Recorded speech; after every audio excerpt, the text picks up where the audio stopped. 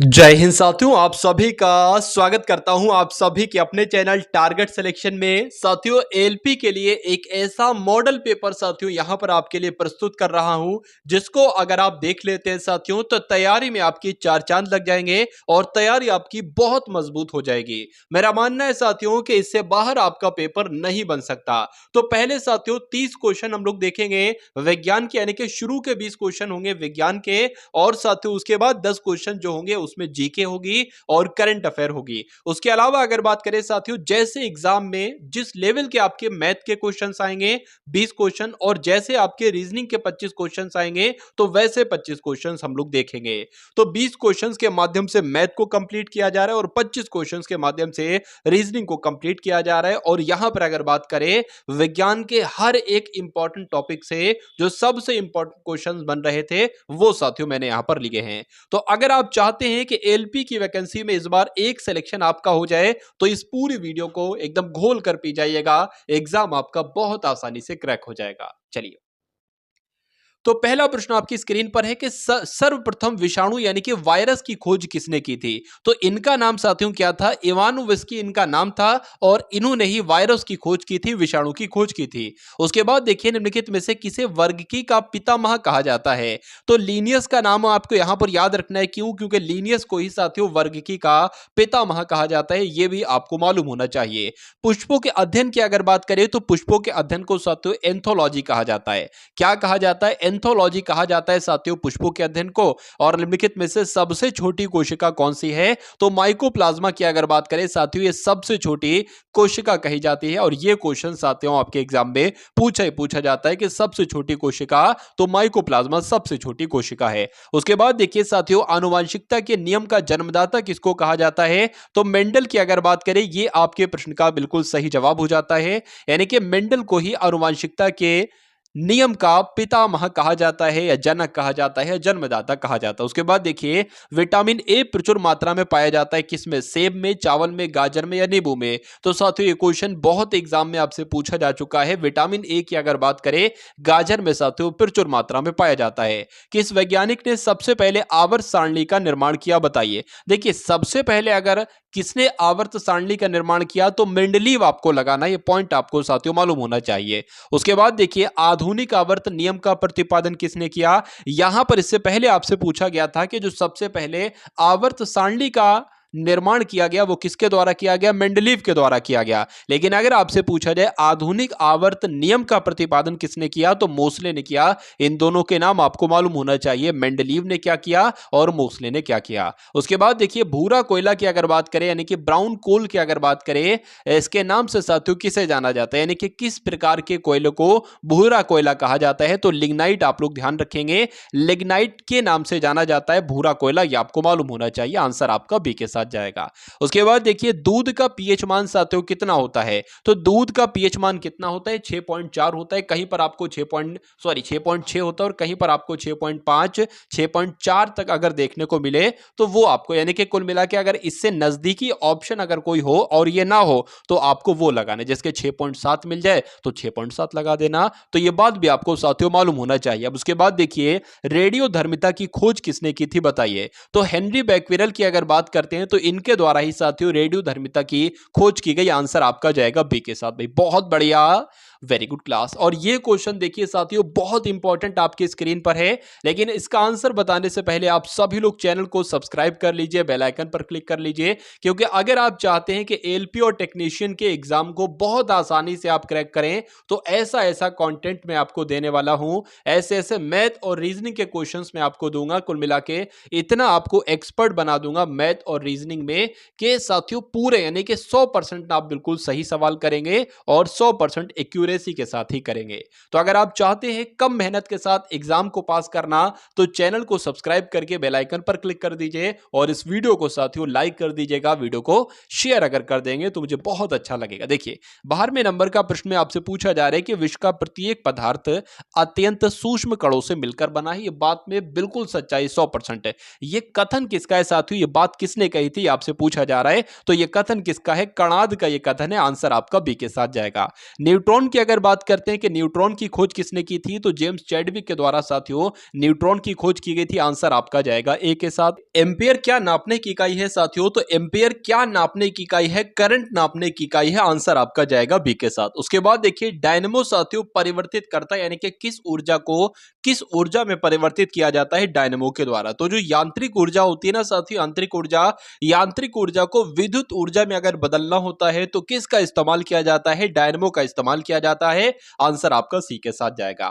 साथियों ये पूरी जो यहां पर 20 क्वेश्चंस लाए हो ना, ये पूरी विज्ञान के सबसे इंपॉर्टेंट क्वेश्चंस आप देख पा रहे हैं। तो सबसे इंपॉर्टेंट क्वेश्चन 20 क्वेश्चन होंगे, उसके बाद जीके के भी एकदम टॉप लेवल के साथियों कुछ क्वेश्चंस होंगे, और कुछ क्वेश्चन साथियों करंट अफेयर के भी मैंने लिए हैं।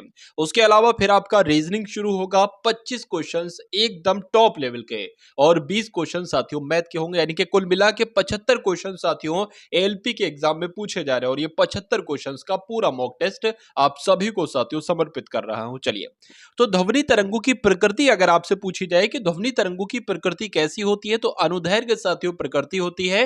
आंसर आपका बी के साथ जाएगा। सूर्य का प्रकाश हमारे पास लगभग कितने समय में पहुंचता है, तो साथियों 8 मिनट अगर ऑप्शन में आ जाए, सेकंड ना आए, आंसर क्या है साथियों, 8 मिनट आए तो 8 मिनट ही आपको लगा देना है।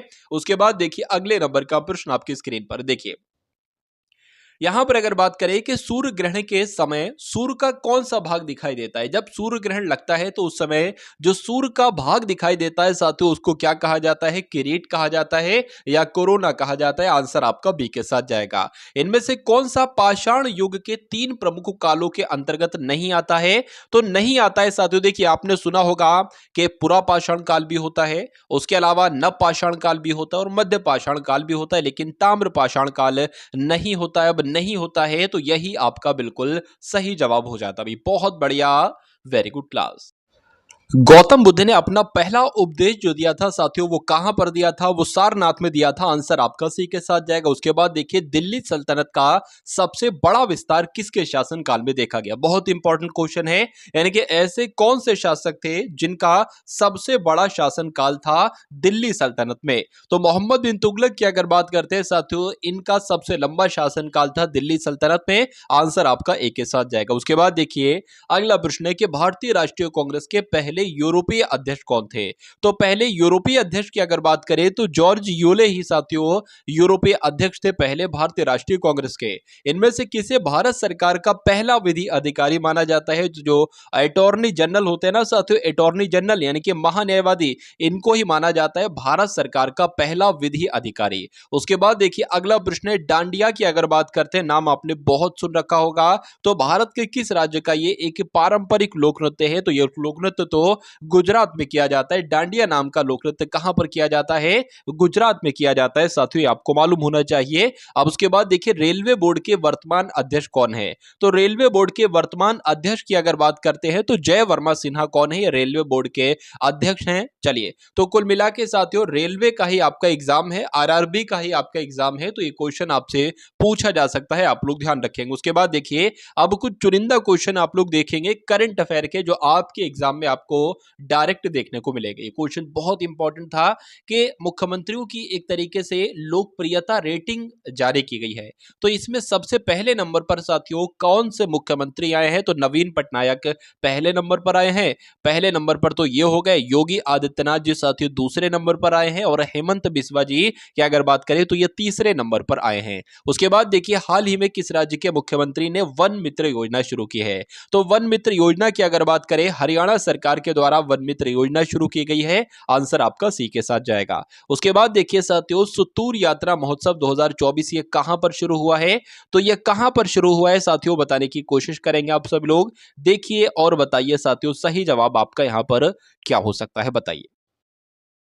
तो ध्यान रखेंगे साथियों कर्नाटक आपके इस प्रश्न का बिल्कुल सही जवाब हो जाएगा, यानी कि सुतूर यात्रा महोत्सव 2024 ये कर्नाटक में ही शुरू की गई है। हाल ही में अलेक्जेंडर स्टब ने किस देश के राष्ट्रपति का चुनाव जीता है, यानी कि फिनलैंड की अगर बात करते हैं तो पूछा जाए फिनलैंड के राष्ट्रपति किसको बनाया गया है, तो अलेक्जेंडर स्टब जो है ना ये फिनलैंड के राष्ट्रपति बने हैं, आपको मालूम होना चाहिए। आंसर आपका जाएगा ए के साथ। अब उसके बाद देखिए अगले नंबर का प्रश्न है, इसके बाद से साथियों मैथ और रीजनिंग के क्वेश्चंस आपके शुरू हो जाएंगे। निम्नलिखित में से किस क्षेत्र में सार्वजनिक उपलब्धि के लिए भारत सरकार द्वारा अर्जुन पुरस्कार दिया जाता है? अर्जुन पुरस्कार किस क्षेत्र में दिया जाता है? तो खेल के क्षेत्र में साथियों अर्जुन पुरस्कार दिया जाता है, इसलिए आंसर आपका जाएगा ऑप्शन नंबर सी के साथ। भाई बहुत बढ़िया, वेरी गुड क्लास। तो अब साथियों आप लोग देखेंगे 25 क्वेश्चंस रीजनिंग के, और देखिएगा कि इन 25 क्वेश्चन अगर ऐसे ही 25 क्वेश्चन आपके एग्जाम में आ जाते हैं, रियल एग्जाम में आ जाते हैं, तो कितना स्कोर आपका हो पाता है, कितने क्वेश्चन आप 25 में से बिल्कुल सही कर पाते हैं। तो रीजनिंग का पहला सवाल आपकी स्क्रीन पर है कि वो आरेख आपको चुनना है जो कॉलेज के छात्रों, गायकों और नर्तकों के बीच संबंध का सही निरूपण करता है। देखिए और बताइए सही जवाब आपका क्या होगा। कॉलेज के छात्र का है ना, मान लेते हैं साथियों क्या हो जाएंगे, आपके कॉलेज के छात्र हो जाएंगे।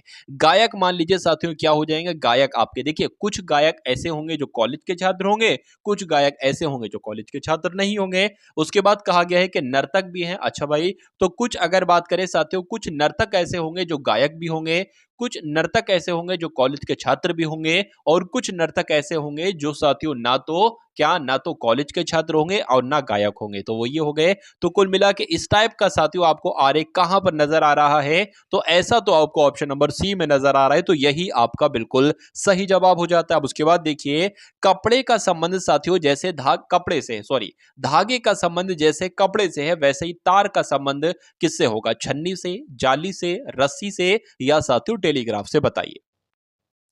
देखिए एक तरीके से यहां पर अगर बात करें तो धागों से ही कपड़ा बनाया जाता है, ठीक है। तो तार से क्या बनता है? तार से छलनी बनती है। जाली बनती है तो जाली साथियों सबसे ज्यादा उपयुक्त उत्तर होगा। रस्सी भी नहीं, टेलीग्राफ भी नहीं, यानी कि जो इसका संबंध है ना वही इससे इसका संबंध है। आंसर आपका अगर है ऑप्शन नंबर बी के साथ तो बिल्कुल करेक्ट है। अब एक और देख लीजिए उसके बाद कि कैंची और कपड़े का वही संबंध है जो पत्थर और ग्राइडर का है, या कुल्हाड़ी और लकड़ी का है, या छुरी और पत्थर का है, या बंदूक और शिकार का है। मैं कह सकता हूं साथियों कैंची से कपड़ा काटा जाता है और कुल्हाड़ी से लकड़ी काटी जाती है। तो कुल मिला के जो यहां पर संबंध है वही संबंध ऑप्शन नंबर बी में है, तो यही आपका बिल्कुल सही जवाब हो जाता है। अब उसके बाद देखिए अगले नंबर का प्रश्न आपकी स्क्रीन पर है। देखिए यहां पर अगर बात करें EGIK को क्या लिखा जाता है? FILO लिखा जाता है, तो FHJL को क्या लिखा जाएगा? ऑप्शन नंबर ए वाला, बी वाला, सी वाला, AD वाला? तो इसको करने के लिए साथियों आपको मालूम होना चाहिए लेटर पोजीशन। जैसे कि अगर बात करें ए की पोजीशन 1 पर होती है, बी की अगर बात करें साथियों 2 पर होती है, और सी की जो होती है वो 3 पर होती है, और डी की साथियों 4 पर होती है। उसी प्रकार वाई की जब हम बात करें तो वाई 25 पर होता है, जेड की अगर बात करें तो जेड आपका 26 पर होता है।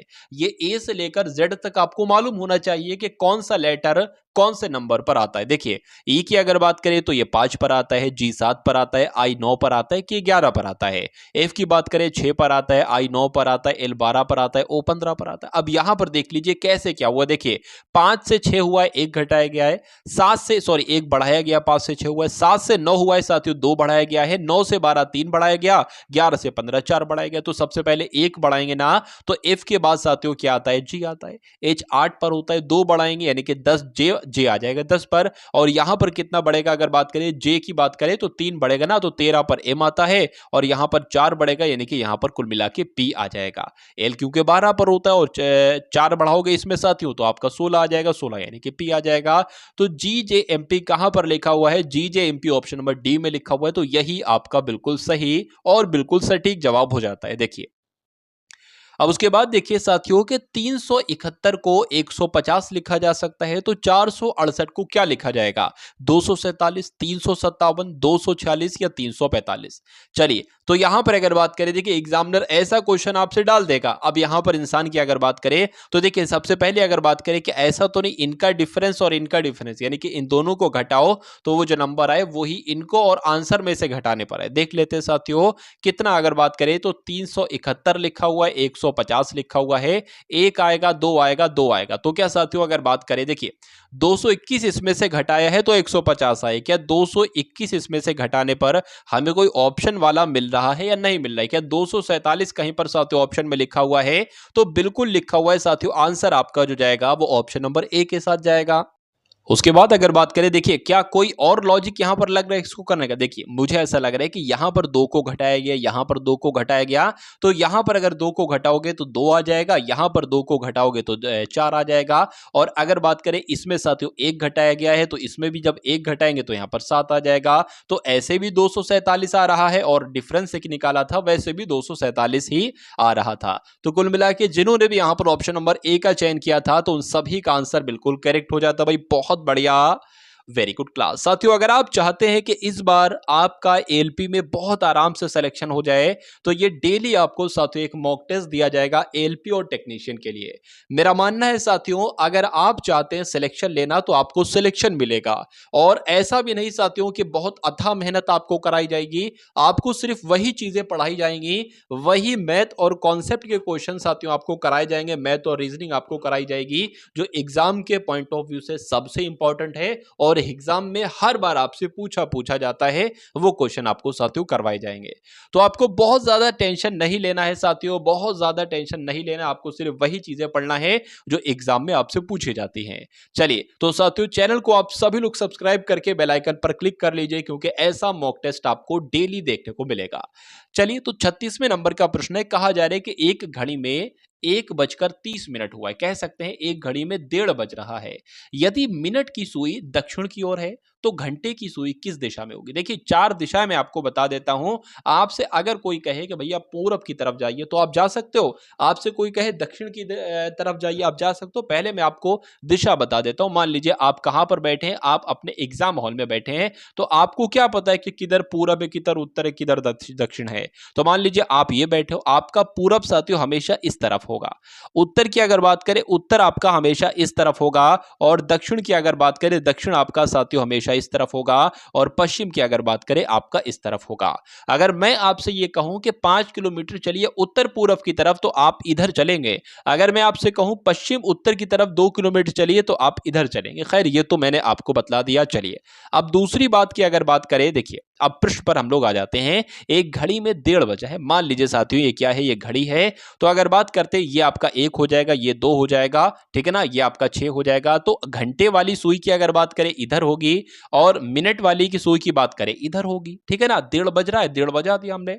उसके बाद लिखा है कि यदि मिनट की सुई दक्षिण की ओर है, मिनट की सुई दक्षिण की ओर है, वो तो दक्षिण की ओर है ही साथियों, उसमें कहना क्या है।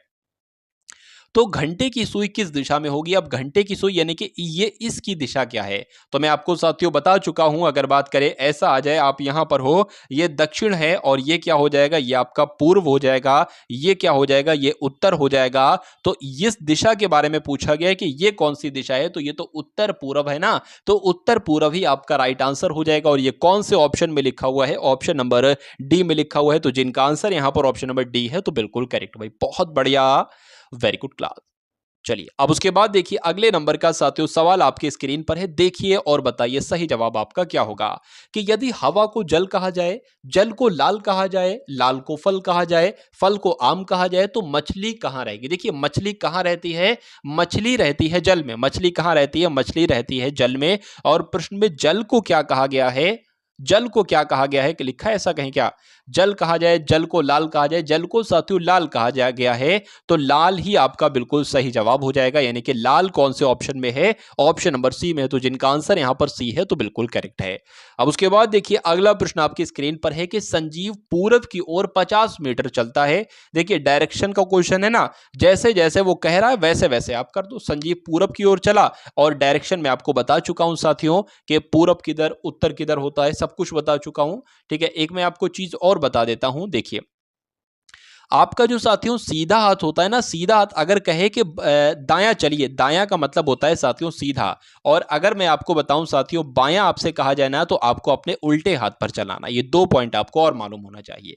देखिए संजीव पूरब की ओर 50 मीटर चला दिया, अब उसने दाहिनी ओर मुड़ा। दाहिनी का मतलब क्या होता है, दाहिनी कह लो या दायां कह लो, दाहिनी मतलब सीधा होता है। तो वो इधर की तरफ मुड़ा और 30 मीटर चला, तो 30 मीटर हमने चला दिया। अब फिर से वो दाहिनी ओर मुड़ा, अब उसका दाहिना क्या होगा, दाहिनी ओर मुड़ा है और 50 मीटर चलता है, यानी कि अब वो साथियों दाहिनी ओर मुड़ा है और 50 मीटर चलकर साथियों अब वो यहां पर आ गया है। चलिए तो पूछा यह जा रहा है कि अब वह अपनी मूल स्थिति से, मूल स्थिति वो थी जहां से उसने चलना शुरू किया था, तो मूल स्थिति से कितनी दूर पर है, यानी कि इसकी दूरी आपसे कुल मिलाकर पूछी जा रही है। तो देखिए जो जितनी दूरी ये होगी, अरे भाई उतनी दूरी ही तो ये होगी, तो कुल मिला के 30 मीटर साथियों आपका राइट आंसर आ जाएगा। और 30 मीटर की अगर बात करें कौन से ऑप्शन में है, तो ऑप्शन नंबर सी वाले में। अब उसके बाद देखिए अगले नंबर का क्वेश्चन आपकी स्क्रीन पर है। यहां पर अगर बात करें सबसे पहले 2 आया है, फिर 4 आया है, फिर 12 आ गया, फिर 48 आ गया, फिर 240 आ गया।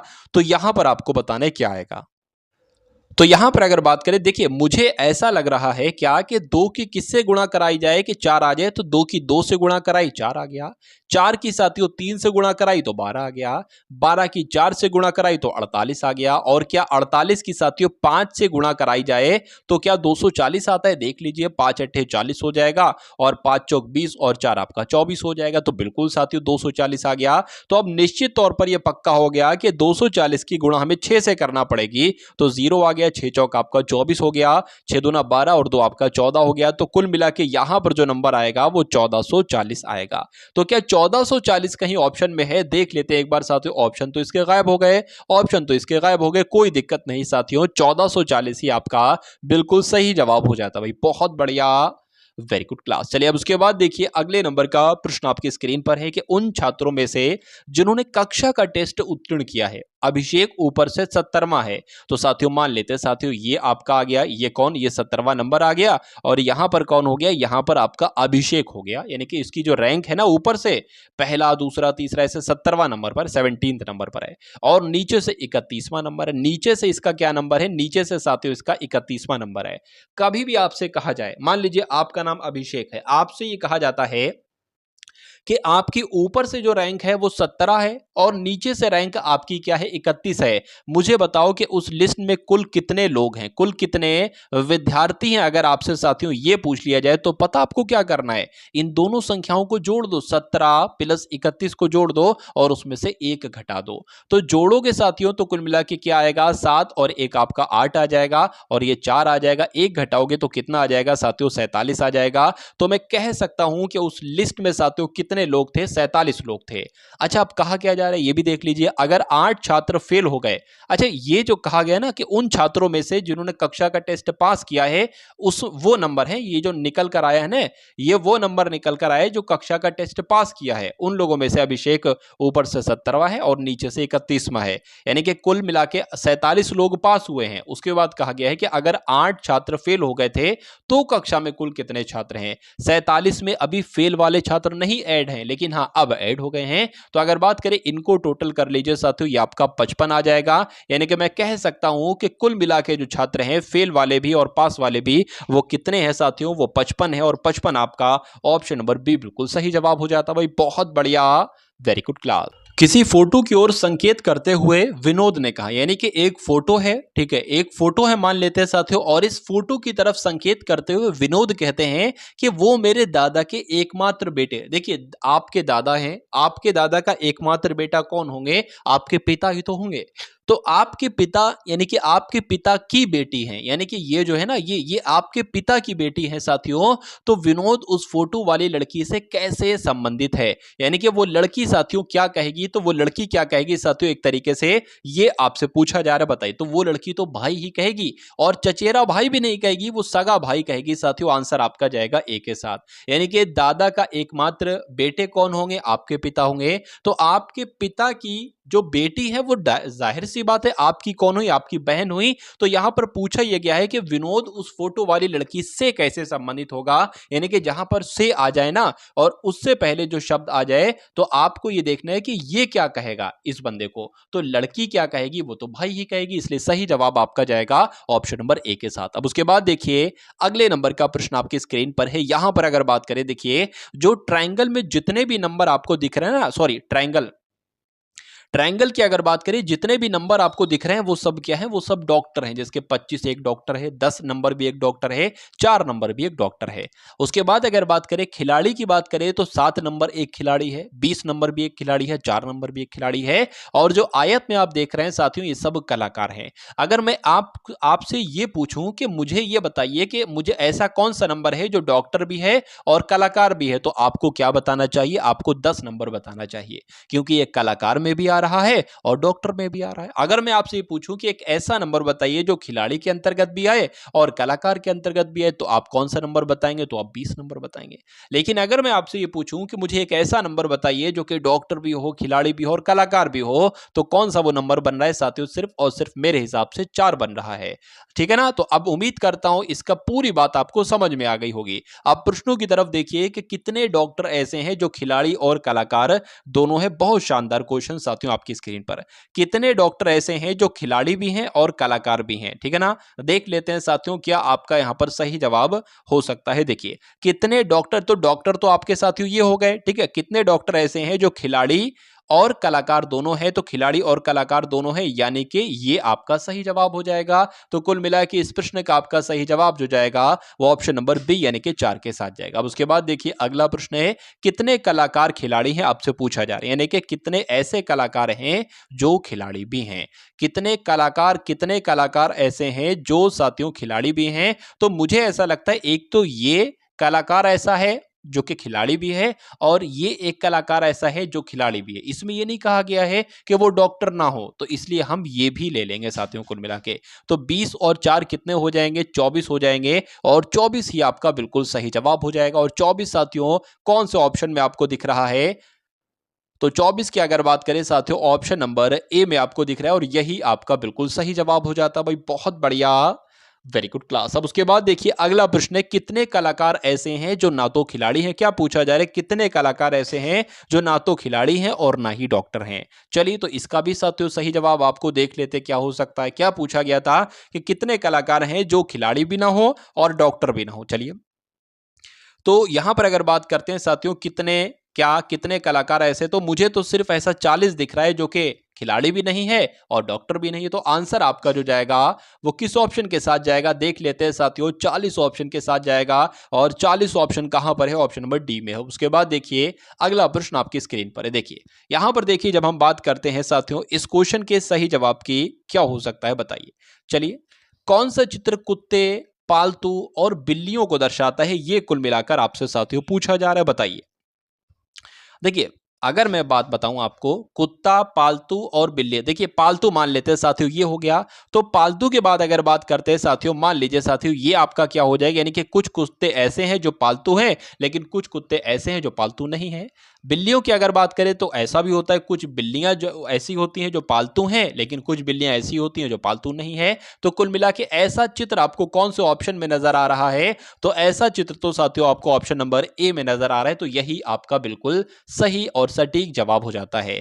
कौन सा चित्र मेजे, कुर्सियों और फर्नीचर को दर्शाता है? ये आपसे अब साथियों पूछा जा रहा है, बताइए। देखिए फर्नीचर मान लेते ये हो जाएगा और फर्नीचर के अंतर्गत ही मेजे भी आ जाएंगी, कुर्सी भी आ जाएगी। तो ऐसा साथियों चित्र आपको कौन सा नजर आ रहा है? तो ऐसा चित्र आपको साथियों ऑप्शन नंबर सी नजर आ रहा है। तो ये कुल मिला के आंसर जो होगा ना वो इसमें से साथियों होगा, किसमें से? इसमें से ऑप्शन नंबर सी होगा, जो कि ऑप्शन नंबर सी में ही लिखा हुआ है। उसके बाद देखिए कौन सा चित्र बैगन, मांस और सब्जियों को सही तरीके से दर्शाता है? अब देखिए साथियों और बताइए सही जवाब आपका क्या होगा। देखिए कौन सा चित्र बैगन, मांस, सब्जी, मान लेते हैं सब्जियां आपकी ये हो गई और सब्जियों के अंतर्गत ही बैगन आता है, लेकिन मांस तो एक अलग चीज है। तो ऐसा आपको साथियों आरेख कौन से ऑप्शन में नजर आ रहा है, ये एक बार हम लोग साथियों देख लेते हैं। तो ऐसा कहां पर है साथियों? ऐसा तो आपका ऑप्शन नंबर डी में है। तो देख लेते हैं साथियों, डी है आपका आंसर। कहां पर? डी आपका जो लिखा है ना वो ऑप्शन नंबर सी में लिखा है। तो ऑप्शन नंबर सी आपका बिल्कुल सही जवाब हो जाता है। भाई बहुत बढ़िया, वेरी गुड क्लास। उसके बाद देखिए साथियों, जैसे कि यहां पर बताया गया है कि रेडियो का संबंध श्रोता से है, तो फिल्म का संबंध साथियों किससे होगा? प्रसारण से होगा, दर्शक से होगा, आलोचक से होगा या अभिनेता से होगा? तो यहां पर अगर बात करें साथियों, श्रोता का यानी कि रेडियो का संबंध जैसे श्रोता से है वैसे फिल्म का संबंध होगा दर्शक से, इसलिए सही जवाब आपका जो जाएगा वो ऑप्शन नंबर बी के साथ जाएगा। उसके बाद देखिए साथियों, अगले नंबर का प्रश्न आपकी स्क्रीन पर है। अगर बात करें कि गाय का संबंध किससे है, गाय का संबंध यहां पर बताया गया है बछड़े से है, तो शेरनी का संबंध किससे होगा। देखिए गाय के बच्चे को एक तरीके से कहा जाता है बछड़ा, तो शेरनी के बच्चे को क्या कहा जाएगा साथियों, शेरनी के बच्चे को कहा जाता है शावक। तो जिन लोगों का भी आंसर यहां पर, जो लोग भी साथियों ऑप्शन नंबर डी के साथ है, तो बिल्कुल करेक्ट हो जाता है। अब उसके बाद देखिए अगले नंबर का प्रश्न आपके स्क्रीन पर है, देखिए और बताइए सही जवाब आपका क्या होगा, बताइए।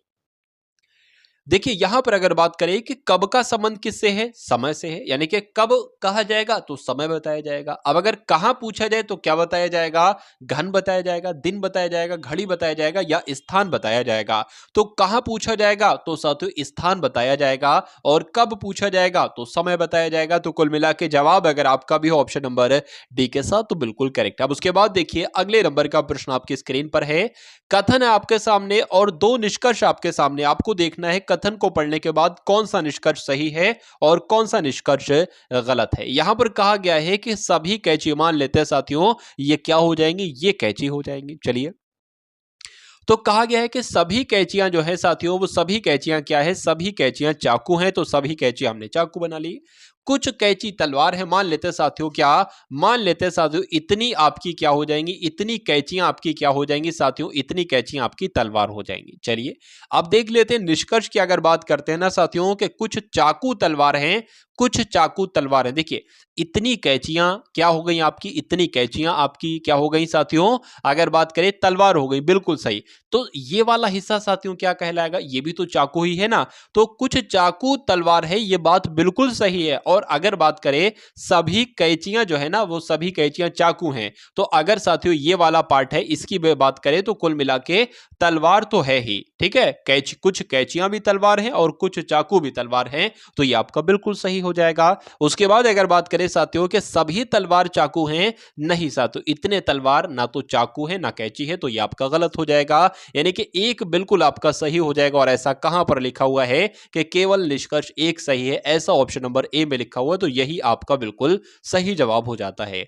अब उसके बाद देखिए फिर से साथियों कथन आपके सामने है और कुछ निष्कर्ष आपको दिए गए हैं। यहां पर देखिए कथन आपके सामने साथियों ये है कि सभी तोप हथगोले हैं, तो ये आपके क्या हो जाएंगे, ये मान लीजिए तोप हो गई। और कहा यह गया है कि सभी तोप जो है वो क्या है, वो सभी तोप की अगर बात करें तो सभी तोप साथियों हथगोले हैं।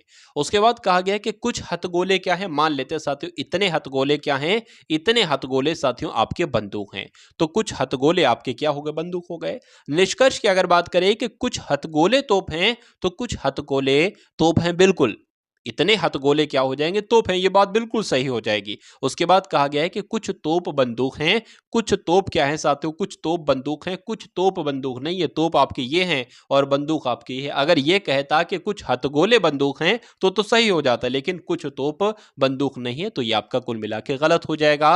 यानी कि यहां पर भी साथियों निष्कर्ष आपका जो सही होगा, यहां पर भी ऑप्शन नंबर ए वाला ही निष्कर्ष आपका सही हो जाएगा। आंसर जिनका भी ए है तो बिल्कुल करेक्ट भाई, बहुत बढ़िया, वेरी गुड क्लास। अब उसके बाद देखिए यहां पर अगर बात करें साथियों, आपसे पूछा जा रहा है कि 4 के सामने वाली फलक पर कौन सी संख्या आएगी, बताने की कोशिश कीजिए। 4 के सामने यानी कि 4 के सामने देखिए एक तो 4 ये यहां पर है और एक आपका 4 यहां पर है और एक 4 साथियों अगर बात करें एक आपका यहां पर है। अब देखिए इतनी सी अगर बात है कि 4 का विपरीत 1 भी नहीं हो सकता, 3 भी नहीं हो सकता, तो 1 भी नहीं हो सकता, 3 भी नहीं हो सकता। 4 के विपरीत साथियों 3 तो लिखा हुआ है, 2 नहीं हो सकता, तो 2 भी साथियों यहां पर ये भी कट हो जाएगा, 2 नहीं हो सकता। 4 का विपरीत साथियों 5 भी नहीं हो सकता और 4 का विपरीत 4 तो हो ही नहीं सकता। तो अब बचा क्या, देखिए 1 भी हो गया और 1 में साथियों जो होते हैं ना वो 1 से 6 तक नंबर होते हैं, तो 1 भी नहीं है, 2 भी नहीं है, 3 भी नहीं है, 4 भी नहीं है, 5 भी नहीं है, बचा क्या साथियों, बचा 6। तो मैं कह सकता हूं 4 का विपरीत जो होगा वो 6 होगा और 6 कौन से ऑप्शन में है, ऑप्शन नंबर बी में है, तो यही आपका बिल्कुल सही जवाब हो जाता है। यदि फलक के ऊपर यानी कि यदि फलक के ऊपर 2 है, ठीक है, मतलब ऊपर को अगर 2 है तो सबसे नीचे क्या होगा, यानी कि 2 के सामने आपसे पूछा जा रहा है कौन सा नंबर आएगा, तो 2 के सामने अगर बात करें साथियों देखिए यहां पर अगर बात करें 2 यहां पर है, 2 यहां पर है और कहीं पर 2 है, 2 और कहीं पर नहीं। अच्छा यहां पर एक चीज देखिए साथियों कि 4-3 यहां पर भी है और 4-3 यहां पर भी है। और पूछा आपसे जा रहा है साथियों, क्या आपसे पूछा गया था 2 का विपरीत क्या होगा, तो जाहिर सी बात है 2 का विपरीत 1 होगा।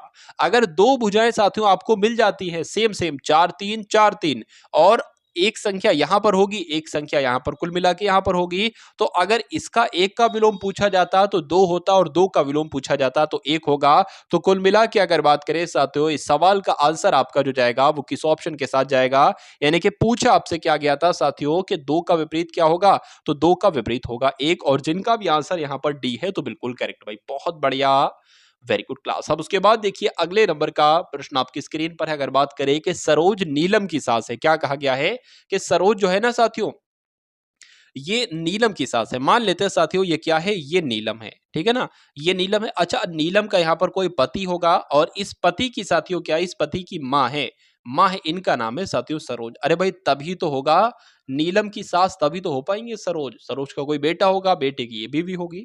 उसके बाद कहा गया है कि नीलम सोनू की भाभी है, यानी कि ये जो नीलम है ना, नीलम ये सोनू की भाभी, यानी कि इसका इसका कोई भाई होगा जिसका नाम सोनू है, तभी तो भाभी होगी, तभी तो भाभी होगी। उसके बाद कहा गया है कि सोनू कुंवर का पुत्र है। सोनू जो है ना साथियों ये कुंवर का पुत्र है, सोनू कुंवर का पुत्र है। अच्छा अच्छा अच्छा, समझ में आ गया। तो कुंवर साथियों यहां पर आ जाएंगे, यानी कि मैं कह सकता हूं कि सोनू कुंवर का पुत्र। देखिए सोनू की माता का नाम है सरोज, सोनू के पिता का नाम है कुंवर, और इन दोनों के दो बच्चे हैं, एक तो ये है और एक ये है। कुल मिला के पूछा क्या जा रहा है कि सरोज का कुंवर से क्या संबंध है, यानी कि कुंवर क्या कहेगा सरोज को, तो कुंवर क्या कहेगा सरोज को, अरे भाई बेटी की बीवी है तो बहू ही तो कहेगा, बहू कहेगा साथियों ना, बहू कहेगा। अच्छा, सरोज का कुंवर से, मुझे लगा नीलम से, मैं नीलम से निकाल, अगर आपसे ये कहा जाता कि कुंवर क्या कहेगा नीलम को तो बहू बताते आप, लेकिन पूछा ये जा रहा है कि सरोज का कुंवर से क्या संबंध है, यानी कि कुंवर क्या कहेगा सरोज को, तो कुंवर की पत्नी है सरोज साथियों। तो इसलिए सही जवाब आपका जो जाएगा वो ऑप्शन नंबर ए के साथ जाएगा, और जिनका भी आंसर यहां पर ए है तो बिल्कुल करेक्ट। अब 9,000 की लागत से कांति ने एक व्यापार शुरू किया। 5 माह बाद इसी व्यापार में 8,000 की पूंजी लगाकर सुधाकर भी साझेदार बन गया।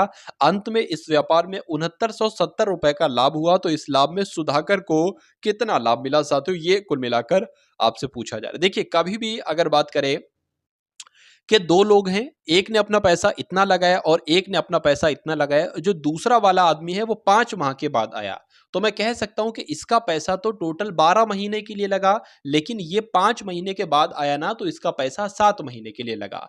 तो यहां पर अगर बात करें साथियों, देखिए दो लोग हैं, एक तो कांता है और एक सुधाकर है। अगर बात करें कांता ने अपना पैसा जो लगाया है वो 9,000 लगाया है, और सुधाकर ने अपना पैसा जो लगाया है वो 8,000 लगाया है, लेकिन इसका पैसा की बात करें 12 महीने के लिए लगा है, और इसके पैसे की अगर बात करें साथियों तो कितने, 7 महीने के लिए लगा है।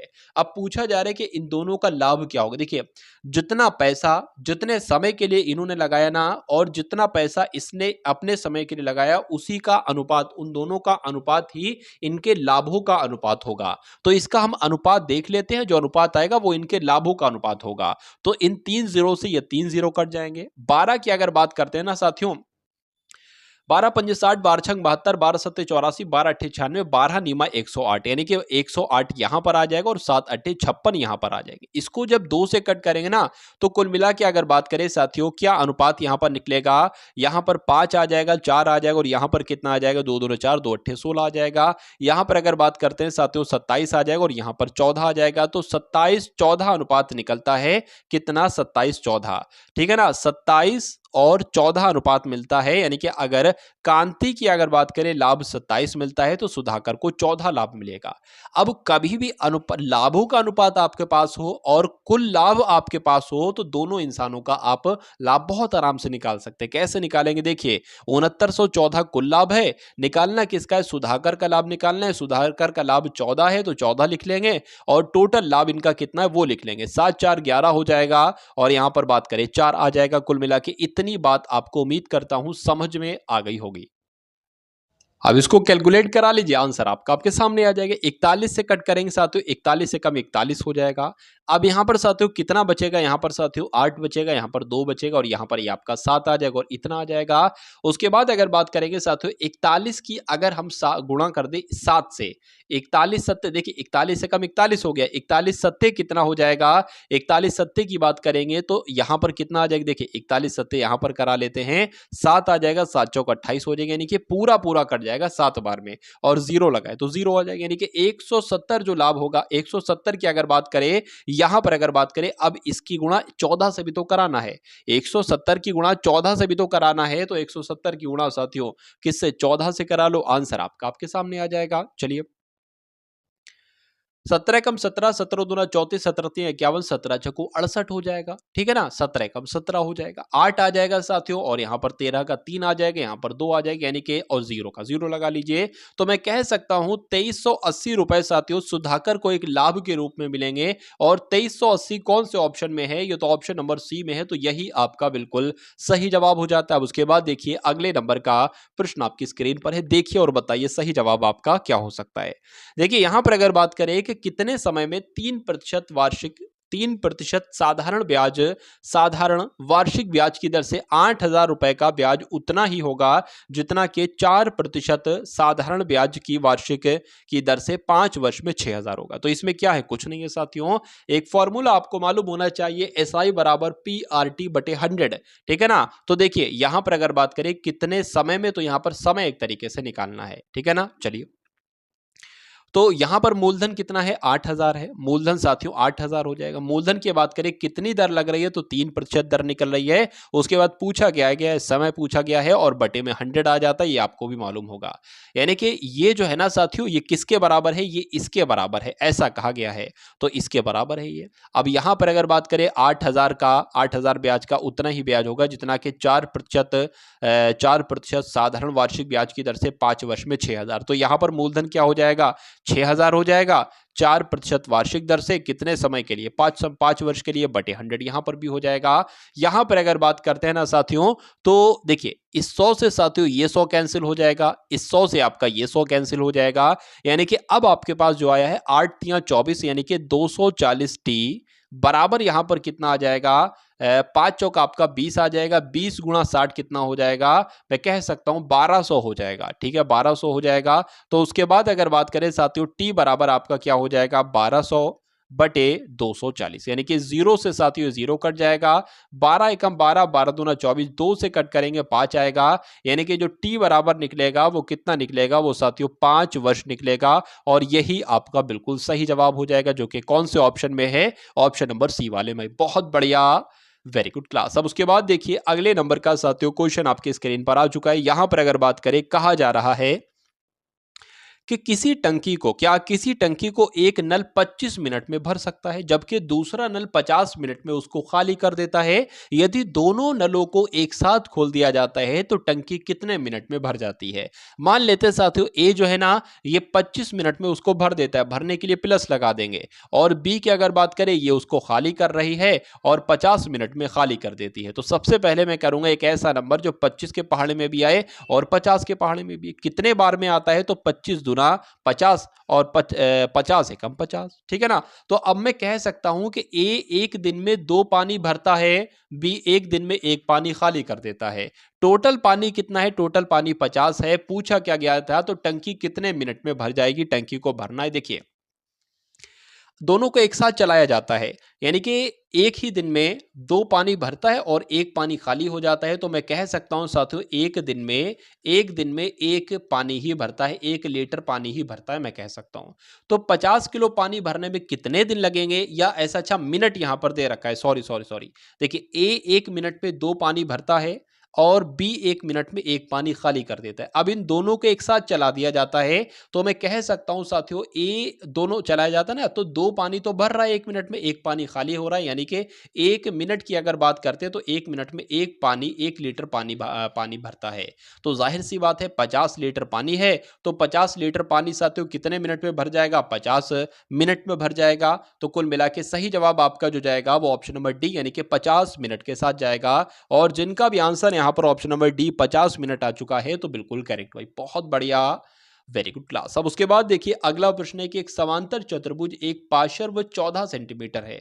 समांतर चतुर्भुज का जो एक पार्श्व है वो 14 सेंटीमीटर, विपरीत पार्श्व से उनकी दूरी 16 सेंटीमीटर है। समांतर चतुर्भुज का क्षेत्रफल निकालिए। देखिए कभी अगर ऐसा क्वेश्चन आपके सामने आ जाए, ये आपकी साथियों नंबर्स दे रखे हों और कहा जाए समांतर चतुर्भुज का एक पार्श्व इतना है और विपरीत पार्श्व से उनकी दूरी इतनी है, तो समांतर चतुर्भुज का क्षेत्रफल बताइए। तो कुछ नहीं करना है, दोनों नंबर को आपस में गुणा करा देना है। तो 14 की गुणा साथियों जब हम 16 से करते हैं तो 6 चौक आपका 24 है, यहाँ पर 8 आ जाएगा, यहाँ पर 14 आ जाएगा, 14 ये और ये यानी कि 240 वर्ग सेंटीमीटर आपका सही जवाब आ जाएगा, जो कौन से ऑप्शन में, ऑप्शन नंबर बी वाले में है। बहुत बढ़िया, वेरी गुड क्लास। अब उसके बाद देखिए अगले नंबर का प्रश्न आपके स्क्रीन पर आ चुका है। ये क्वेश्चन साथियों फेवरेट है, आरआरबी का ये क्वेश्चन फेवरेट है और ये क्वेश्चन साथियों आपके एग्जाम में पूछा ही पूछा जाता है, इसलिए बहुत ध्यान से इस टाइप के क्वेश्चंस को देखिएगा आप लोग। देखिए बहुत आसान लैंग्वेज में आपको समझाने वाला हूं इसको। एक थैली है,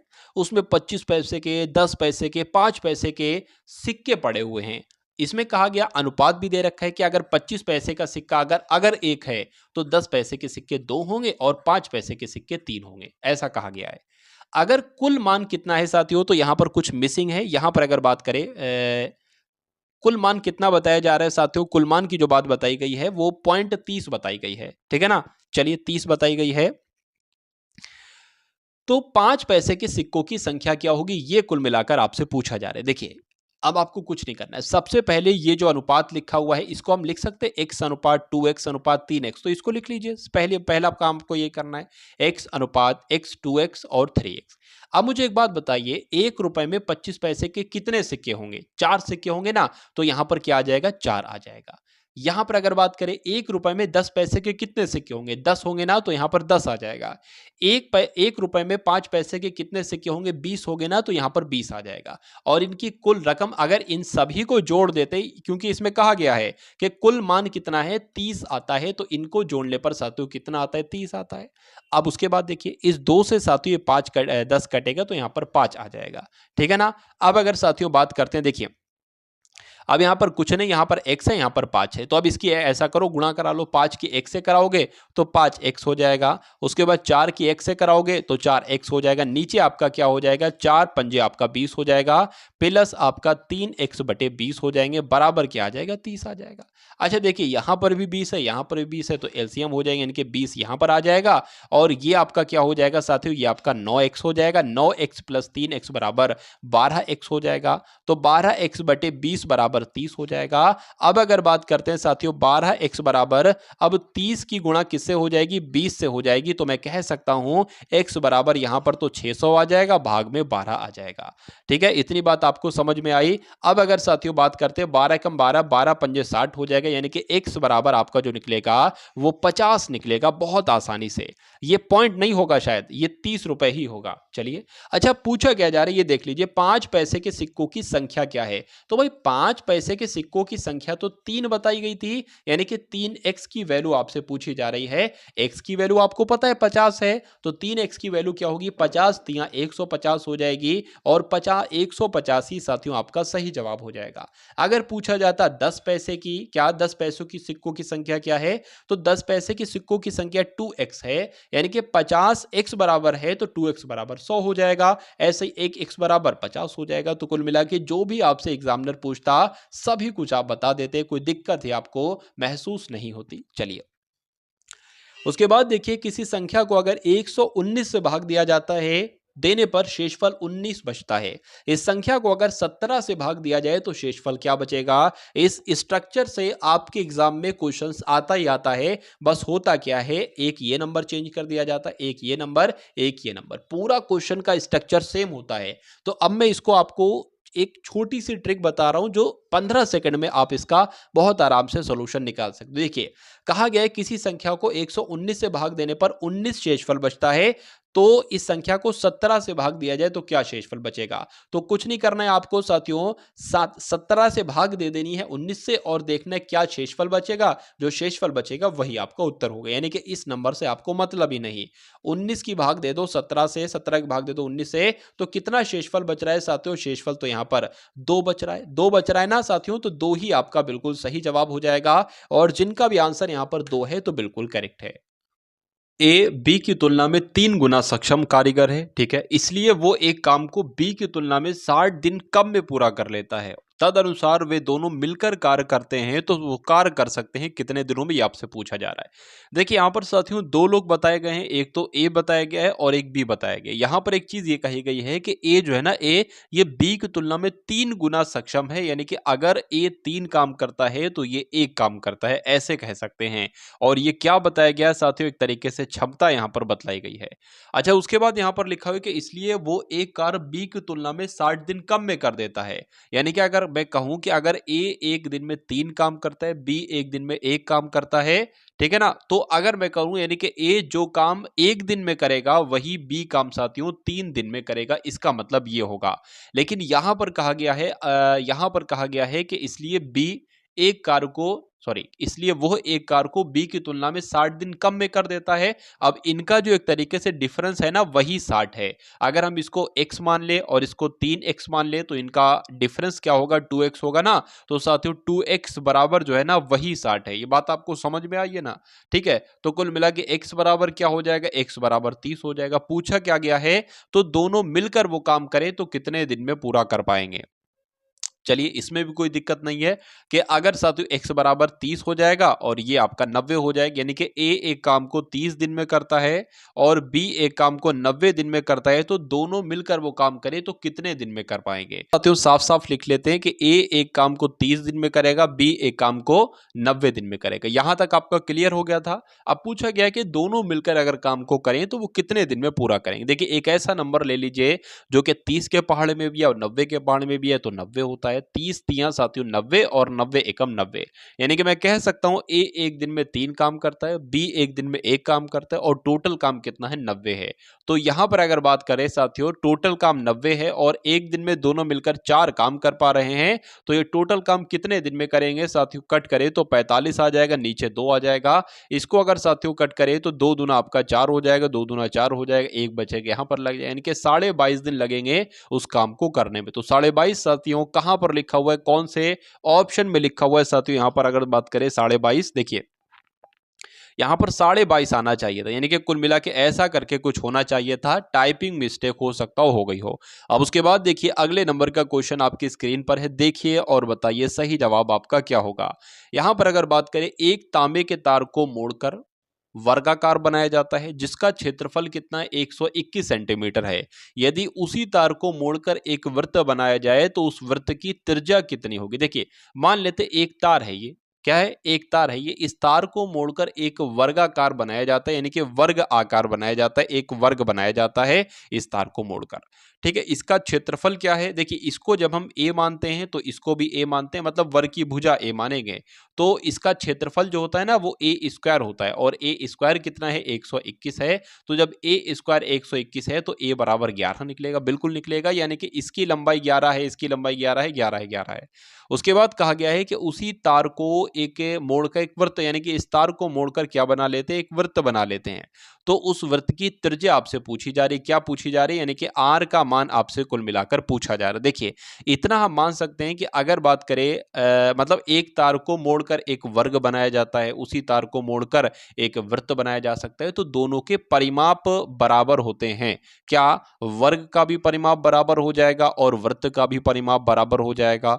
ठीक है, और वर्ग का परिमाप क्या होता है, 4a होता है, 4a होता है। और इसका परिमाप क्या होता है साथियों, 2πr होता है। चलिए तो अब अगर बात करें a की वैल्यू तो हमें पता है 21 है, तो 4a की वैल्यू क्या हो जाएगी, 44 हो जाएगी, बराबर क्या आ जाएगा, 2 पाई की वैल्यू क्या आ जाएगी, 22/7 आ जाएगी। आर आपको निकालना है, अरे भाई आर ही तो निकालना है ना, ठीक है, तो आर हम निकाल लेंगे। देखिए 22 दूना क्या हो जाएगा, 44 हो जाएगा, तो 44 इधर 44 उधर आपके कट जाएंगे, इधर एक कहीं बचेगा तो 7 की गुणा इससे हो जाएगी, यानी कि आर बराबर जो आपका आएगा वो 7 आएगा। और आर क्या है साथियों, आर ही तो त्रिज्या है, और पूछा क्या गया था, पूछी भी साथियों त्रिज्या गई थी। तो 7 आपके इस प्रश्न का बिल्कुल सही जवाब हो जाता है। अब उसके बाद देखिए अगले नंबर का प्रश्न आपकी स्क्रीन पर है।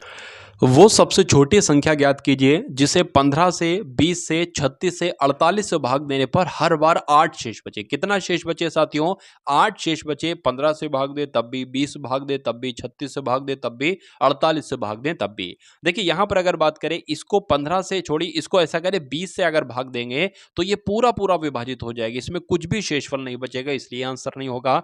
इसकी अगर बात करें, इसको भी जब हम साथियों 20 से भाग देंगे ना तो ये पूरा पूरा कट जाएगा, कोई शेषफल नहीं बचेगा। लेकिन इसको 20 से भाग देंगे तो 8 शेषफल आएगा, 8 शेषफल आएगा। तो 15 से भाग देने पर भी 8 शेषफल आएगा, 36 से भी, 48 से भी। तो कुल मिला के आंसर आपका ऑप्शन नंबर बी हो जाता है। अब उसके बाद देखिए अगले नंबर का क्वेश्चन आपके स्क्रीन पर है, देखिए और बताइए साथियों सही जवाब क्या होगा। 3/8 है, 3/5 है, 2/3 है और 1/2 है, इसमें सबसे बड़ी भिन्न कौन सी है बताइए। देखिए अगर मान लेते हैं साथियों, पहला क्या है, पहला 3/8 है, ठीक है ना, और दूसरा 3/5 है। अब सबसे पहले हम इसमें से देख लेते हैं कि ये वाला नंबर बड़ा है या ये वाला नंबर बड़ा है। ये कैसे पता करेंगे, मालूम, मैं आपको बता देता हूं। क्रॉस मल्टीप्लाई कराए, 5 3 आपका 15 हो जाएगा, 8 3 आपका 24 हो जाएगा। तो अब मुझे बताइए कौन सी संख्या बड़ी है, ये संख्या बड़ी है ना, तो ये संख्या बड़ी हो जाएगी किससे, इससे। तो कुल मिला के 3/8 आपका कैंसिल हो गया, ये छोटा है। अब हम साथियों किससे कर लेते हैं, अब अगर बात करें साथियों 3/5 को एक बार देख लेते हैं 2/3 से कि कौन सा बड़ा, ये तो कट हो गया, तो 3 3 आपका 9 हो गया, 5 दूना आपका 10 हो गया। कौन सी संख्या है, 2/3 बड़ी है, तो कुल मिला के साथियों ये भी आपका कट हो जाएगा, ये भी एक तरीके से छोटा है। अब हम देख लेते हैं 2/3 बड़ी है या 1/2 बड़ा है। 2 दूना 4 हो गया, 3 एकम 3 हो गया, क्या बड़ा है, ये बड़ा है साथियों। तो कुल मिला के सबसे बड़ा जो निकलेगा वो 2/3 निकलेगा, और 2/3 कौन से ऑप्शन में है, ऑप्शन नंबर सी वाले में है, तो यही आपका बिल्कुल सही जवाब हो जाता है। अब उसके बाद देखिए अगला प्रश्न आपकी स्क्रीन पर है, देखिए और बताइए सही जवाब क्या है। कि नीचे दी गई संख्याओं का प्रेक्षण करते हुए संबंधित वर्ग का चयन कीजिए, यानी कि ये 3 नंबर आपके सामने है, 8 है, 27 है, 125 है। ये क्या विषम संख्याएं हैं या अपरिमेय संख्याएं हैं या घनमूल संख्याएं हैं या वर्गमूल संख्याएं हैं। तो अगर बात करें साथियों, ये किसी ना किसी के साथियों घन लग रहे हैं, एक तरीके से घनमूल संख्याएं हैं। ये किसका घन है, अगर इसकी बात करें साथियों, तो ये आपका 2 का क्यूब है, ये 3 का क्यूब है, ये 5 का क्यूब है, तो ये घनमूल संख्या है। आंसर आपका जाएगा सी के साथ। चलिए अब उसके बाद देखिए अगले नंबर का प्रश्न आपकी स्क्रीन पर है। यहां पर अगर बात करें कि निम्न में से 11 से विभाजित संख्याओं को विभेदित कीजिए। देखिए मान लेते हैं इसमें से आपसे ये पूछा जा रहा है कि कौन कौन सी संख्या 11 से विभाजित हैं, जैसे कि ए एक हो गया, ये वैसे आगे लिखना चाहिए था। दूसरी ये संख्या बताया गया है, तीसरी ये संख्या, चौथी ये संख्या, पांचवी ये संख्या, छठी ये संख्या, ऐसे करके बताया गया है। तो कुल मिला के इसको अगर बात करें कि ये 11 से विभाजित होगी या 11 से विभाजित नहीं होगी। अगर 11 से विभाजित कोई संख्या है तो उसकी एक तरीके से ट्रिक होती है। क्या ट्रिक होती है वो मैं आपको बतला देता हूं। देखिए यहां पर अगर बात करें, देखिए अगर साथियों इसको मतलब इसको और इसको इस नंबर को और इसको तो अगर डिफरेंस करते हैं, मतलब 2 और 5 7 हो जाएगा और 7 और 1 8 हो जाएगा। क्या दोनों का डिफरेंस अगर 0 आ रहा है ना तो वो 11 से विभाज्य होगा, यानी कि ये संख्या 11 से विभाजित नहीं होगी। इसको ट्राई करते हैं एक बार। 2761 है अगर बात करें, मतलब 2 और 6 जुड़ जाएगा 8 हो जाएगा, और 7 और 1 जुड़ जाएगा 8 हो जाएगा। अगर दोनों का डिफरेंस 0 है तो वो संख्या 11 से विभाज्य होगी, यानी कि ये संख्या 11 से विभाज्य होगी, ये वाली संख्या साथियों, ठीक है ना। अब 2684 की अगर बात करें तो 2684 को भी देख लेते हैं। 2684 की अगर बात करें देख लेते हैं, 2 8 कितना हो जाएगा, 10 हो जाएगा। 6 4 कितना हो जाएगा, 10 हो जाएगा। तो ये 0 आ रहा है, ये भी 11 से विभाजित हो जाएगी, ये भी आपकी 11 से कुल मिलाकर विभाजित हो जाएगी। क्या ये विभाजित होगी, यहीं पर देख लेते हैं। 2 और 9 11 हो जाएगा, 6 और 0 ये नहीं होगी कुल मिला के। इसकी बात करें 4 और 1 5 हो जाएगी, और 5 और 0 5 हो जाएगी, ये भी साथियों विभाजित हो जाएगी। इसकी अगर बात करें 4 और 6, और यहाँ पर 6 6 में से 6, ये भी 0, ये भी हो जाएगी कुल मिला के। तो मैं कह सकता हूं साथियों 2 3 2356, 2356 कहां पर लिखा हुआ है? 2356 साथियों ऑप्शन नंबर डी में लिखा हुआ है। तो यही वाली संख्याएं जो है ना, ये क्या हो जाएगी साथियों? यही आपकी विभाजित हो जाएंगी। उसके बाद देखिए अगले नंबर का प्रश्न आपकी स्क्रीन पर है। देखिए और बताइए सही जवाब आपका क्या हो सकता है, बताइए। यहां पर अगर बात करें कि एक लड़के से किसी संख्या को 53 से गुणा करने के लिए कहा गया, गलती से उसने उस संख्या को 35 से गुणा कर दिया। मतलब एक संख्या मान लीजिए ये है, ठीक है, किसी संख्या को, इस एक संख्या को 53 से गुणा करने को कहा, यानी कि 53 से गुणा करने के लिए कहा गया, लेकिन गलती से उसने उस संख्या को 35 से गुणा कर दिया। चलिए, इस प्रकार उसका सही उत्तर से कितना कम आया? 1206 कम आया साथियों। गुणा की जाने वाली संख्या क्या थी, आपसे पूछा जा रहा है। तो थोड़ा-सा ध्यान लगाकर देखेंगे और आंसर तक आप पहुँच जाएँगे, ठीक है? मतलब उसने क्या किया है, उसने किया है इससे, मतलब उस संख्या को 53 से गुणा कराना चाहिए था, 35 से गुणा कराना चाहिए था, लेकिन अब अगर बात करें इन दोनों का जो डिफरेंस बताया गया है, अंतर बताया गया है, 1206 एक तरीके से बताया गया है। तो 53x में से 35x जाएगा, कितना x बचेगा साथियों? देख लेते हैं, x तो बचेगा, 13 में से 5 जाएगा साथियों, 8 बचेगा, और 4 में से ये इतना बचेगा, तो कुल मिला के 1206 आपका राइट आंसर है। राइट आंसर अभी थोड़ी ना, x बराबर 100 बात करें 1206 बटे क्या आ जाएगा? 18 यहाँ पर कुल मिलाकर आ जाएगा, ठीक है ना? अगर बात करें 6 तिया 18 हो जाएगा, 6 दूना 12, 0 6 कम 6 हो जाएगा। अगर बात करें 3 छंगा 18, 3 से 21 हो जाएगा, यानी कि x बराबर जो आएगा वो 67 आएगा। और x क्या था? x वो संख्या थी जिससे गुणा किया जा रहा था, और पूछा भी यही था आपसे कि गुणा की जाने वाली संख्या क्या है, तो 67 है। आंसर आपका बी के साथ जाएगा। एक व्यक्ति 2 घंटे में धारा के अनुदिश 26 किलोमीटर नाव चला सकता है, किंतु धारा के विपरीत वह केवल 14 किलोमीटर नाव चला सकता है। धारा की चाल आपसे पूछी जा रही है साथियों। देखिए, एक व्यक्ति 2 घंटे में धारा के अनुदिश 26 किलोमीटर नाव चला सकता है, यानी कि मैं कह सकता हूं 1 घंटे की जो चाल की स्पीड होगी ना साथियों, मतलब चाल कितनी होगी? 13 होगी। अरे भाई, ये 2 घंटे की लिखी है, तो 13 किलोमीटर मैं कह सकता हूं, यानी कि जब वो धारा के साथ साथ जाता है, यानी कि जब वो अनुदिश जाता है धारा के साथ साथ, तो वो 13 किलोमीटर प्रति घंटा की स्पीड से जाता है। लेकिन जब वो साथियों क्या धारा के विपरीत जा रहा है, क्या जा रहा है? साथियों धारा के विपरीत जा रहा है। अब ये भी साथियों 2 घंटे की है, तो 1 घंटे की चाल क्या होगी? 7 किलोमीटर प्रति घंटा होगी। अब साथियों आपसे धारा की चाल पूछी जाए और आपने धारा के अनुदिश भी चाल निकाल ली, धारा के विपरीत भी चाल निकाल दी, यानी कि जब धारा के साथ साथ जा रहा हो नदी में तो 13 किलोमीटर प्रति घंटा की स्पीड से जा रहे हो, लेकिन जब वापस आ रहे हो साथियों तो 7 किलोमीटर प्रति घंटा की स्पीड से आ रहे हो, तो आपको क्या करना है साथियों? इन दोनों को एक तरीके से क्या करना है? घटाना है, यानी कि 13 माइनस 7 बटे 2 से भाग देना है। आपकी क्या निकल आएगी? धारा की चाल निकल आएगी। तो यहाँ पर 6 आएगा, यहाँ पर 2 आ जाएगी, यानी कि 3 क्या रहेगा आपका? ये धारा की चाल कहलाएगी साथियों, 3 किलोमीटर प्रति घंटा। तो 3 किलोमीटर प्रति घंटा आंसर आपका जाएगा बी के साथ। उसके बाद देखिए अगले नंबर का प्रश्न आपकी स्क्रीन पर है, देखिए और बताइए सही जवाब आपका क्या हो सकता है, बताइए। चलिए, देखिए यहां पर अगर बात करें, एक टेलीविजन तथा धुलाई मशीन में से प्रत्येक को 12,500 में बेचा जाता है। यदि टेलीविजन को 30% लाभ पर तथा धुलाई मशीन को 30% हानि पर बेचा जाता है, तो कुल सौदे पर क्या हुआ? लाभ हुआ या हानि हुई? लाभ हुआ कितना हुआ, हानि हुई कितनी हुई? तो कुल मिला के देखिए, ऐसे इसी स्ट्रक्चर का, सेम इसी स्ट्रक्चर का क्वेश्चन आपसे एग्जाम में हर बार पूछा जाता है। बस यहाँ पर टेलीविजन लिखा हुआ है, यहाँ पर धुलाई मशीन लिखा हुआ है, कुछ और चीजों के नाम यहाँ पर लिख दिए जाएंगे, और यहाँ पर एक कहा जाएगा कि प्रत्येक को जो बेचा जाता है 10,000 में, 15,000 में, 12,000 में बेचा जाता है।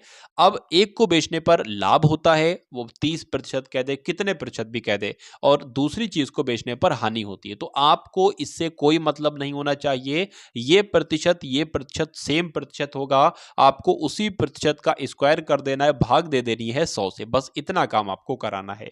30 का स्क्वायर यानी कि 30 गुणा 30, और 100 यहां पर 100 आ जाएगा। अच्छा, एक बात और मैं आपको बता दूं, अगर आपसे ऐसा सवाल कहा जाए ना, और कहा जाए 30% का लाभ होता है पहले वस्तु को बेचने पर, दूसरे वस्तु बेचने पर उतने प्रतिशत की हानि होती है, तो हमेशा क्या होगी इस प्रश्न में? इस प्रकार के प्रश्न में हमेशा हानि होगी।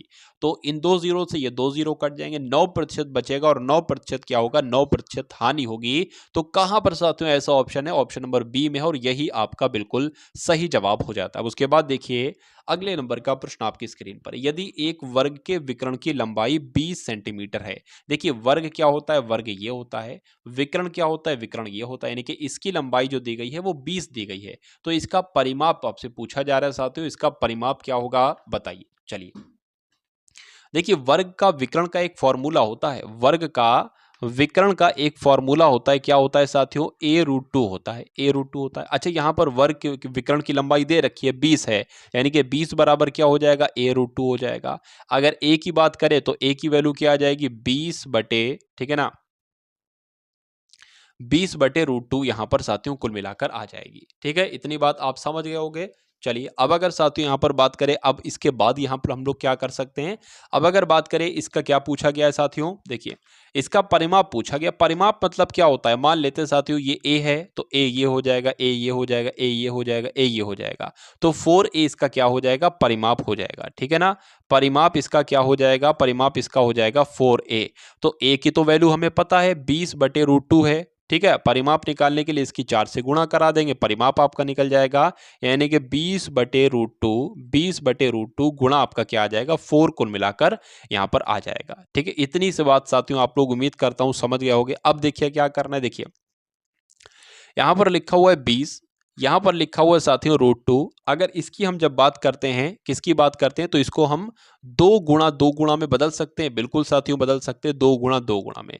ठीक है, अब अगर बात करें 20/√2, यहाँ पर 1 तो 2 लिख देंगे, और अब हमें इसको हटाना है ना, तो इसको हम 1 2 की जगह पर क्या लिख सकते हैं, √2 बिल्कुल लिख सकते हैं, 1 2 की जगह पर √2 लिख सकते हैं। अब इस √2 से ये √2 आपका कैंसिल हो जाएगा, 20 दूना आपका 40 हो जाएगा और √2 हो जाएगा, यानी कि 40√2 आपका आंसर आ जाएगा। तो 40√2 के ऑप्शन में है तो बिल्कुल है, इसलिए आंसर आपका जाएगा ऑप्शन नंबर ए के साथ। देखिए वैसे आंसर आपका यहीं पर हो जाता, आंसर आपका यहीं पर हो जाता, लेकिन इस टाइप का आंसर दे नहीं रखा था कि बटे में √2 हो, तो इसलिए हमें ऐसा करके एक कट करना पड़ा आंसर लाने के लिए। उसके बाद देखिए अगले नंबर का प्रश्न आपकी स्क्रीन पर है, देखिए यहाँ पर अगर साथियों बात करते हैं, देखिए जरा और बताइए क्या इसका सही जवाब हो सकता है कि साधारण ब्याज की किसी दर से 2005 वर्ष में 2600 हो जाता है, यदि ब्याज की दर पहली दर से 3% अधिक हो जाए तो उतने ही समय में उतनी ही धनराशि कितनी हो जाएगी। देखिए साधारण ब्याज की किसी दर से 2000 रुपए क्या कहा जा रहा है साथियों, देखिए यहाँ पर अगर साथियों बात करें तो सबसे पहले आप एक काम करते हो, एक काम क्या करो, देखिए पी भी आपको दे रखा है, पी कितना दे रखा है, 2000 आपके पास पी है, आपके पास टी भी दे रखा है 5 वर्ष है, और कितना वर्ष में इतना हो जाता है साधारण ब्याज की किसी दर से, मतलब ए भी दे रखा है आपको कितना है 2600 कुल मिलाकर है, तो एसआई तो खुद ही पता चल जाएगा। अरे भाई 2000 था 2600 हो गया तो एसआई 600 तो आया, 600 तो आया कुल मिला के साथियों, 600 यहां पर कुल मिलाकर आ गया। अब कमी किसकी है, आर की कमी है, तो आर निकाल लो पहले। आर अगर बात करें क्या होता है साथियों, एस आई गुणा 100, एस आई गुणा 100 पी इंटू टी होता है। अब एस आई कितना है 600 है, गुणा 100 लग जाएगा, बटे पी क्या है, पी आपका साथियों 2000 है, और टी क्या है, टी आपका 5 है। तो कुल मिला के ये 3 जीरो यहाँ से, ये 2 जीरो यहाँ से, ये 1 जीरो यहाँ से, 2 की बात करें ये कट होगा 30 आ जाएगा, अब इससे कट करेंगे 6 आ जाएगा। कुल मिला के आर बराबर जो निकलेगा वो 6% निकलेगा, आर बराबर जो निकलेगा वो 6% निकलेगा। इसमें कहा गया है कि यदि ब्याज की दर दर से 3% अधिक हो जाती है, यानी कि ब्याज की दर 3 अधिक हो जाती है, यानी कि अब हम ब्याज की दर 9% रखेंगे कुल मिला के, ऐसा कहा गया है। तो उतने ही समय में उतनी ही राशि कितनी हो जाएगी, ये आपसे कुल मिलाकर पूछा जा रहा है। देखिए तो यहाँ पर अगर साथियों बात करें हम लोग, वो उतनी ही धनराशि कितनी हो जाएगी, ये कुल मिलाकर आपसे पूछा जा रहा है। तो यहाँ पर अब हमें एसआई निकाल लेना चाहिए। एसआई बराबर क्या होता है, एसआई निकालेंगे ना, और फिर पी तो आपके पास है मूलधन है, तो एसआई प्लस मूलधन जोड़ देंगे, हमें वो धनराशि मिल जाएगी। तो पी आर टी बटे 100 होता है साथियों। पी कितना है, पी तो हम वही रखेंगे 2000, पी वही रखेंगे साथियों 2000। आर कितना, अब आर हम 9 रखेंगे, और टी कितना था साथियों 5 वर्ष था। अब अगर बात करते हैं साथियों 2 जीरो नीचे, 2 जीरो से ये 2 जीरो कैंसिल हो जाएंगे, 9 पंजे 45 हो जाएंगे, 45 दूना आपके 90 हो जाएंगे, यानी कि कुल मिला के साथियों 900 आ जाएगा क्या, एसआई।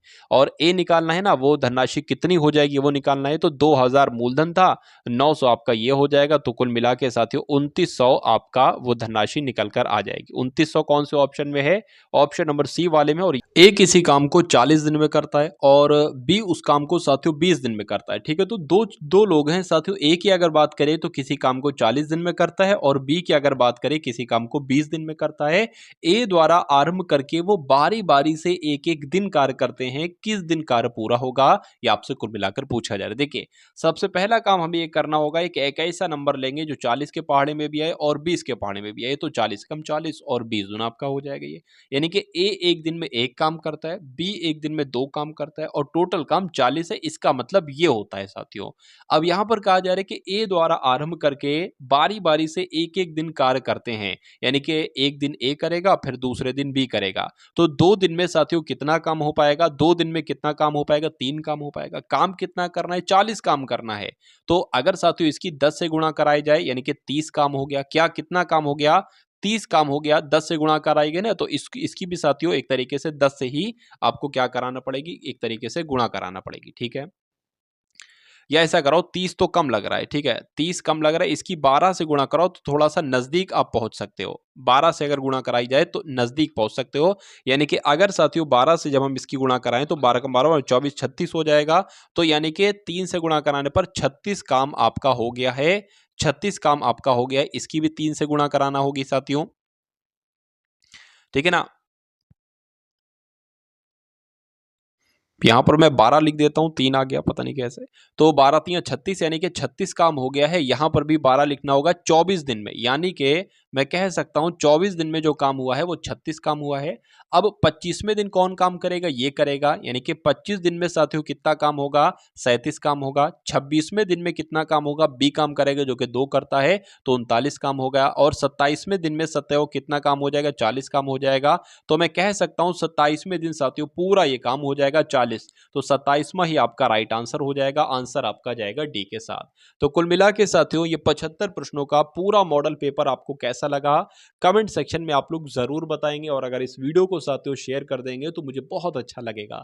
उसके अलावा साथियों ऐसे ही एलपी के लिए 2 मॉक टेस्ट और मैंने बनाए हैं, उसका लिंक मैं आपको डिस्क्रिप्शन में दे दूंगा। तो वहां से जाकर साथियों उन दोनों मॉक टेस्ट को अगर आप देख लेते हो तो तैयारी आपकी बहुत मजबूत हो जाएगी। इस वीडियो को अगर हो सके शेयर कीजिएगा, प्यारे से कमेंट के माध्यम से बताइएगा क्लास आपको कैसी लगी। चैनल पर नए हैं तो सिलेक्शन के लिए साथियों चैनल को भी सब्सक्राइब करेंगे। तो मिलते हैं हम सभी लोग आने वाली वीडियो में। जय हिंद साथियों।